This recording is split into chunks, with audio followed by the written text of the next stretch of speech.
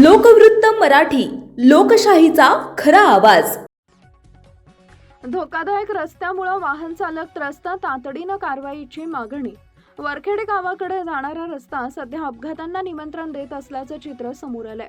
Cement concrete रस्त्याचं काम अर्धवट सोडल्यामुळे नवीन आणि जुन्या रस्त्यामध्ये मोठा उतार व खोल खड्डा निर्माण झालाय।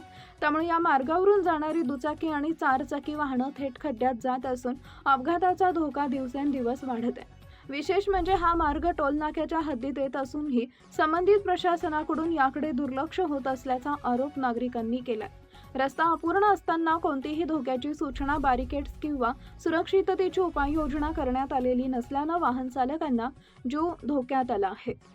नागरिकांनी संबंधित टोल प्रशासन, सार्वजनिक बांधकाम विभाग आणि संबंधित यंत्रणांनी तातडीनं रस्ता पूर्ववत करून सुरक्षित वाहतूक सुनिश्चित करावी अशी मागणी केली आहे। अन्यथा मोठी जीवितहानी झाल्यास त्याची सर्वस्वी जबाबदारी संबंधित प्रशासनावर राहील असा इशाराही नागरिकांनी दिलाय।